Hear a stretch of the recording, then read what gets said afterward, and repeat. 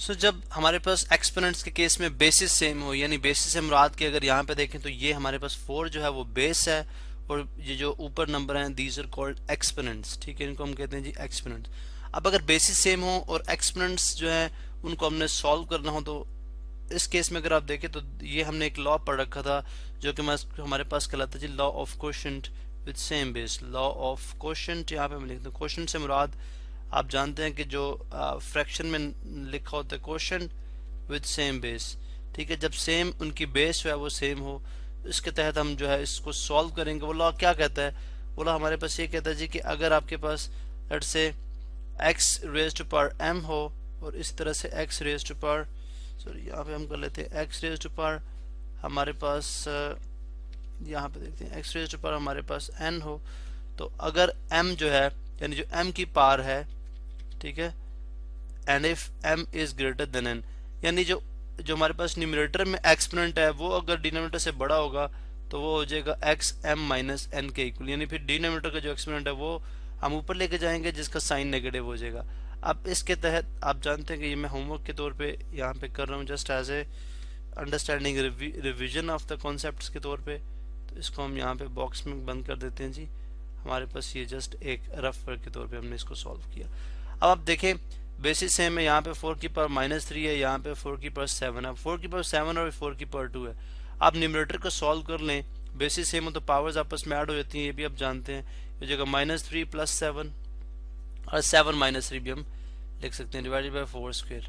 ठीक है, अभी हम न्यूमरेटर को सॉल्व कर रहे हैं। ये जगह 4 की पावर हो जाएगी 7 - 3 इज इक्वल टू 4, 4 की पावर 4 और 4 की पावर 2। तो यहाँ पे अगर आप देखें तो बड़ा एक इंटरेस्टिंग फैक्ट ये है कि अब यहाँ पे देखें तो m जो है वो ग्रेटर देन n है। m यहाँ पे ये m है हमारे पास, और यहाँ पे ये n जो है वो एक्सपोनेंट है। बेसिस सेम है, m अगर n से ग्रेटर होगा तो ये किसके इक्वल हो जाएगा? 4 की पावर 4, और ये ऊपर जाके बेसिकली हो जाएगा 4 की पावर -2। अब आप जब न्यूमरेटर से एक्सपोनेंट ऊपर जाता है, आपको पता है कि पावर जो एक्सपोनेंट का जो साइन है वो चेंज हो जाएगा। अब बेसिस सेम है तो ये हो जाएगा 4 की पावर 4 -2।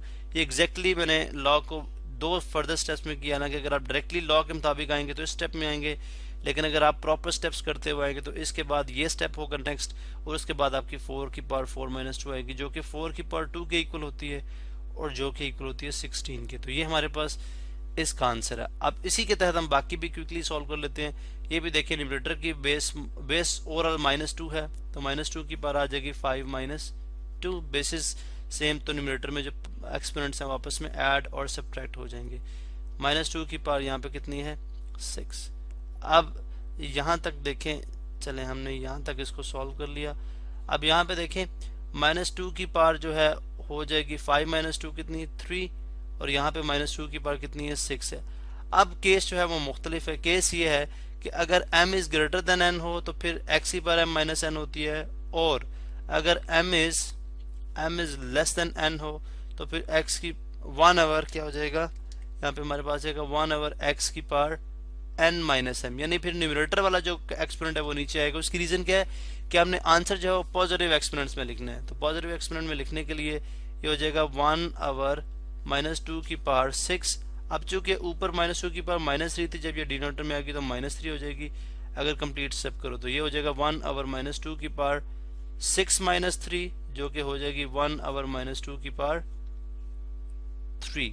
ठीक है, अब ये हमारे पास पॉजिटिव एक्सपोनेंट में हमारे पास आंसर आ गया। इसको सॉल्व करने के बाद इसको मजीद अगर आप सॉल्व करना चाहें तो आप -2 मल्टीप्लाई बाय -2 करें तो 1 ओवर 8 जो है हमारे पास फाइनल आंसर आ जाएगा। लेकिन जस्ट उसने पॉजिटिव एक्सपोनेंट्स तक कहा था तो इसलिए हमारा आंसर यहाँ तक भी ठीक था। पिछले केस में जो हमने किया था उसमें अगर आप यहाँ तक भी रखते 4 का स्क्वायर, तब भी हमारे पास आंसर जो है वो ठीक है, बिकॉज अकॉर्डिंग टू क्वेश्चन ये है कि पॉजिटिव एक्सपोनेंट्स में लेके आना है। नेक्स्ट क्वेश्चन हमारे पास इसी से रिलेटेड है। अगर आप देखें तो अब इसमें दो वेरिएबल्स इंट्रोड्यूस हैं। ठीक है, फर्स्ट केस में अगर आप देखें तो -2 जो है वो हमारे पास यहाँ पे मौजूद है, और यहाँ पे -7 है। ठीक है, इसी तरह से ये n3 है और ये n4 है। अब आप जानते हैं कि अगर -7 को मैं ऊपर ले जाऊंगा तो +7 हो जाएगा, m + 7, और इस केस में हमारे पास जो एक्सपोनेंट है वो पॉजिटिव आ जाएगा। जबकि n चूंकि n में जो एक्सपोनेंट है वो स्मॉलर है और डिनोमिनेटर में ग्रेटर है, इसलिए जो न्यूमरेटर वाला एक्सपोनेंट है, ठीक है, विद बेस वो आ जाएगा नीचे विद नेगेटिव साइन। तो ये आ जाएगा जी m की बेस सेम, पावर ऐड हो जाएंगी 7-2। इसी तरह यहाँ पे n 4-2, बेसिस सेम हो तो पावर्स आपस में ऐड और सब्ट्रैक्ट होती हैं, आप ये जानते हैं बाय लॉ। m 7-2 कितना हो जाएगा 5 और n कितना हो जाएगा 4-3 1, तो m 5/n हमारे पास आंसर आ जाएगा।